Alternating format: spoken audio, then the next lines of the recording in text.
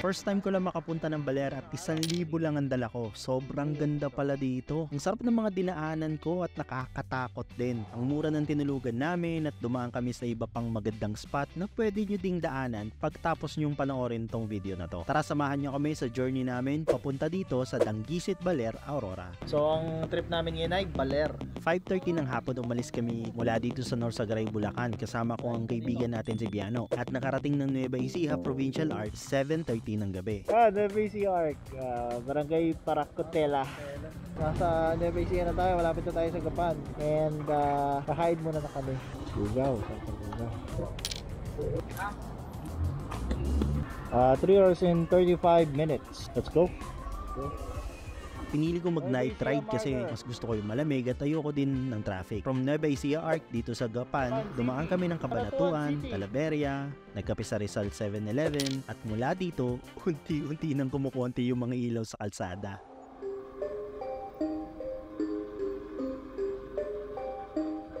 Parang nagbabadya Yung siraan doon, mukhang nagbabadya. Yari tayo. Eto na. Moment. Nawawala pa unti-unti yung poste. Kinakabahan na agad ako dahil baka pareho to noon ng Bicol ride ko.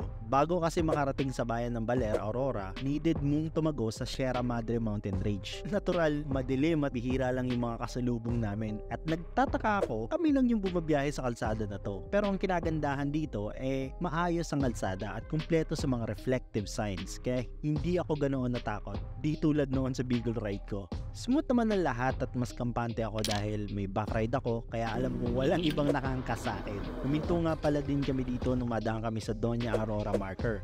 At pagtapos nito, nakarating kami ng 2 AM dito sa Dangisit. At sa puntong ito, hindi na namin alam kung saan kami matutulog o magtatayo ng tent. Alright, nandito na kami. 5 minutes sa destination namin. Yung mga dinaanan namin, ang daming mga beach resort. Ayun yun yung dagat.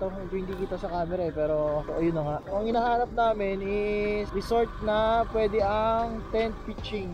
Kasi kami ay mahirap na nilalang lang. Ang budget tayo pwede tayo sa tipid ng konti kahit paano. Nagtanong-tanong na kami kung saan pwede. Sa paghahanap namin, hindi ko inasahan na may landslide pala sa part na to. Mas natakot pa ako dito kaysa sa madilim na kalsada na dinaanan namin dahil yung mga malalaking bato nakasilip at naghihintay na lang talagang mahulog. Guhuyan pre, nakakatakot. Parang natakot ako Guhuyan Tumayong balahibo ko dun Mukhang may nangyari na nga ganun nung bumalik ako dito ng umaga. So nagdadalawang isip pa nga ako dahil baka mas stranded kami dito. Pero wala kaming choice kundi tumuloy para maganap ng camping spot. At buti na lang, nakita ko yung hinahanap ko. Namin alam kung sino yung bantay.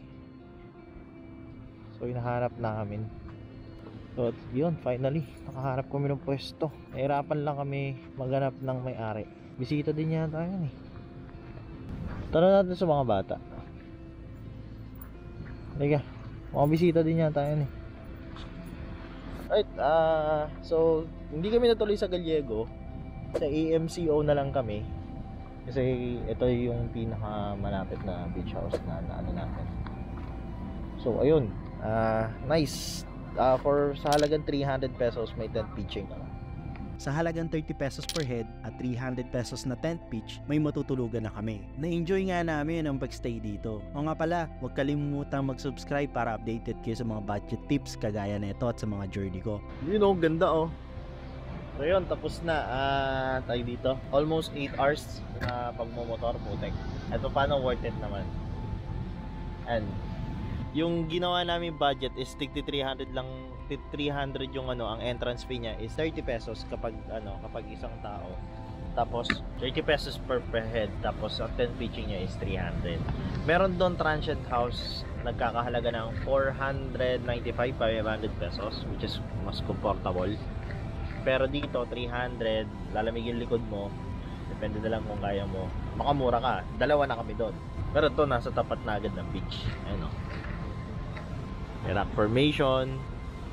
May mga rock formation dyan. Niluluto si Biano. Pag uwi ng Bulacan, dumaan muna kami dito sa Baler Fishport. Total, libre lang naman Right, dito muna kami sa Baler Fishport. Dumaan din kami dito sa Museo de Baler dito sa bayan mismo ng Baler. At nako, ito yung wag na wag nyong kakalimutan daanan dahil feeling ko hindi kompleto yung experience kung hindi kayo makakadaan dito. Sobrang ganda ng ginawa naming ride na to at sobrang nasulit ko yung 1K ko. Comment down below kung ano yung mga dapat na dinaanan namin o na-miss naming subukan sa Baler para sa susunod pag bumalik ako masubukan din namin. At pag uwi nga namin dahil day ride mas lalo ko na-enjoy ang kalsada.